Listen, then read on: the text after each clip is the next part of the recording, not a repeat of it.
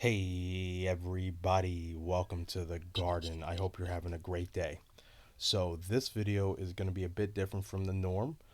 Instead of doing my daily crypto market recaps, I'm going to actually be doing a video that's specifically focused on XRP, my thoughts on it, why I am so bullish on it in the long term, and exactly what I view XRP specifically as. Okay.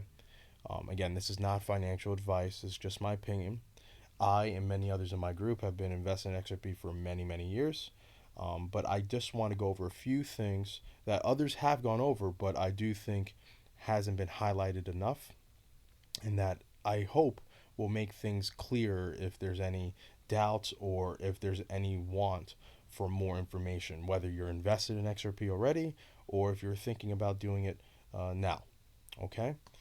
And also, if you are new to my channel from this video, my name's Digital Lemons, also known as Matt, and I welcome you. And if you are interested in a free community to talk about both crypto, stocks, whatever, really anything, just check the links in the description below for for the Discord. Okay, so here we go.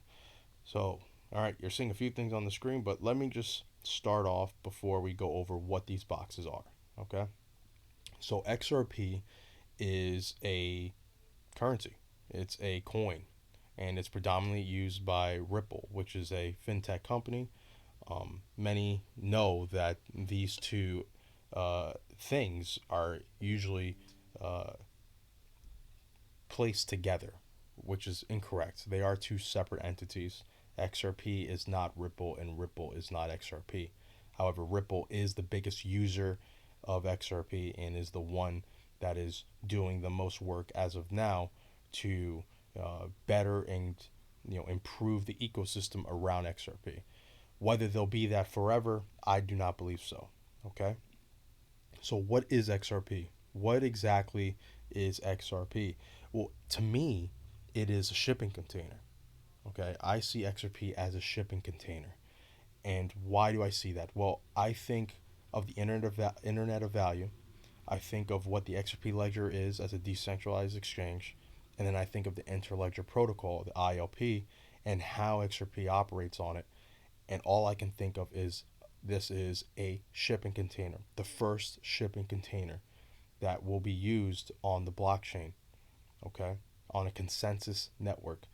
And that's what I have placed here on this trading view chart, as you can see. Okay, these blue squares are shipping containers, and the prices above these blue squares are, in my opinion, the prices of XRP and what it would take to move value.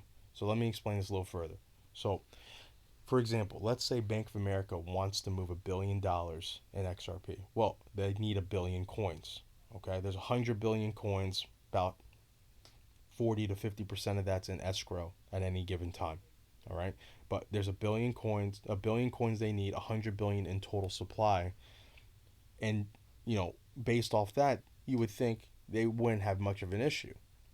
Buying $1 billion in XRP, sending it cross border to Canada or Singapore or whatever, and then immediately selling it for whatever value they're moving that money for in the first place. And they probably wouldn't have much issues unless they weren't the only client that was moving billions and billions upon every day. And also, you have to keep an account any slippage. So this is realistic, but it's also not optimal, because you have to remember this: a bank or a major financial institution that's using XRP not as a speculative investment instrument, but as the utility was made to move value interoperable, to move value seamlessly, instantly, and settle immediately, does not care what the price is, right? They don't care what the actual price of the coin is. They just want to be able to move the value that they need to move as quickly and cheaply as possible. And that's why I think the price of XRP is tied to the utility, to its optimization. So the bigger the price of XRP, the larger the shipping container is, because the less actual coins they need to move the same amount of value. So if they want to move $1 billion in XRP and XRP is at $1, simply they would need a billion coins. If they want to move $1 billion in XRP at $5, they only need 200 million coins. And $50, they only need 20 million. $100, 10 million. And my favorite meme number for the coin, 589, they would only need 1.7 million.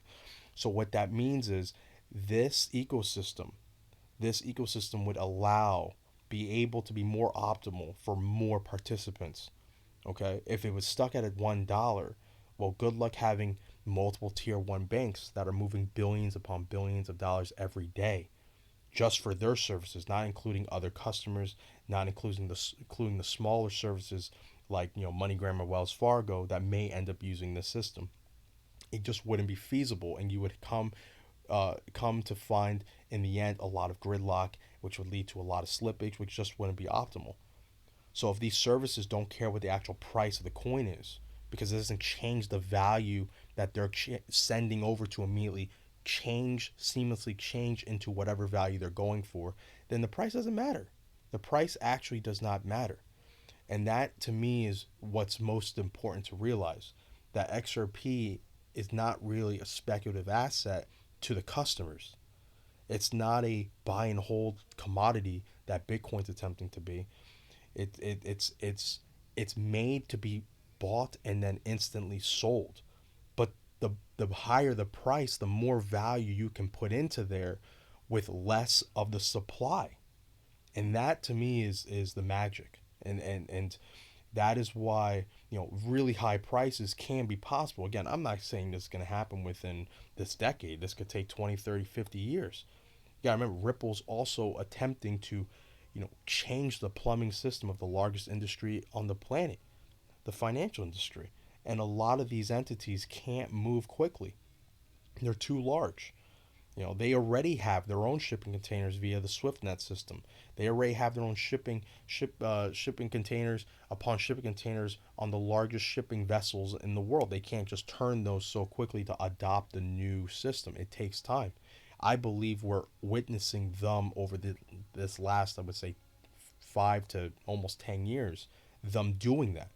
The emergence of CBDCs, the emergence of these private bank coins like JPMs. I think this is what we're witnessing, that they are getting ready for this system.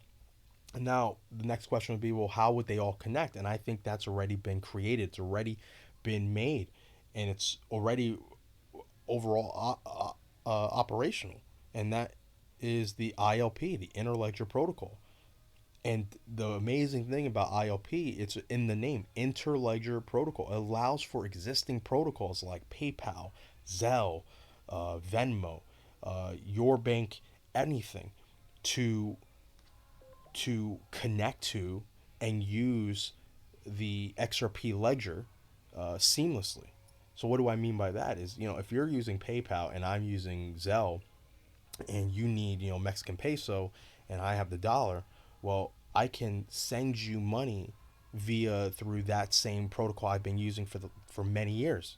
I'm so used to Zelle, so I'm going to send you US dollar and you're going to get the peso. Well, on the back end, without me even noticing, without you even noticing, since those systems are connected to the ILP, the system will immediately, seamlessly use the XRP ledger, because XRP is the native token of the ILP, to transition my US dollar into Mexican peso.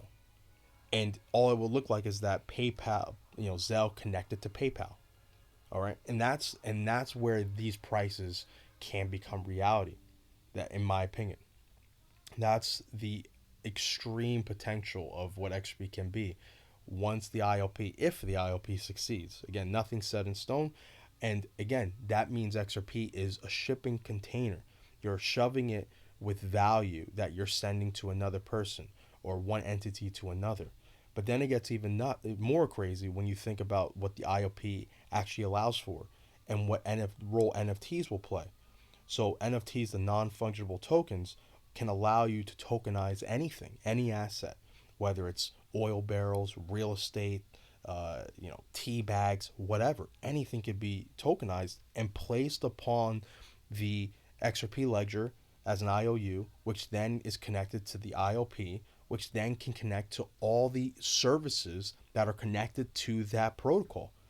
So that would allow for seamless selling and buying of commodities, of everyday items, uh, without any sort of friction. And it can be immediately transitioned to equal value. And that is incredible.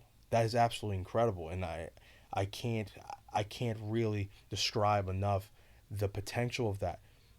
And this is where, many would say, like, well, Bitcoin and there's other coins that are an alternative to this. And I don't fight that. I really don't. But I will say this. I want to leave you with a question. Okay. Would you, if you like the service you're using, okay, you like the service you're using services you use for decades. Your parents are using services they've used for decades. Your grandparents are using services they've used for decades. If you have the choice to use that same service for that ends up being cheaper and faster than ever before, or adopt another service like Bitcoin, because that's what Bitcoin forces you to do.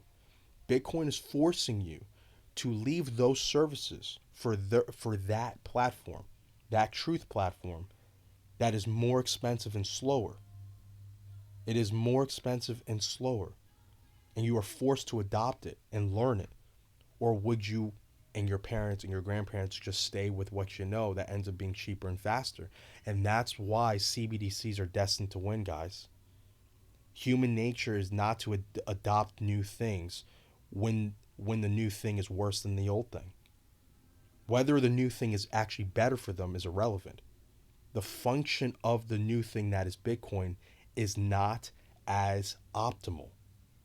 No matter its pros, which is, yes, you have freedom, you are sovereign, but it is more expensive, it is slower than the old thing they're used to. And it's, in my opinion, and I hope to be proven wrong, of course. I'm an investor in XRP, but I do love freedom and sovereignty. But in my experience, I have never seen the old lose out to the new when the new wasn't cheaper, faster, and better. XRP is new, but all it does is improve the old system to the point where it's the most optimal choice.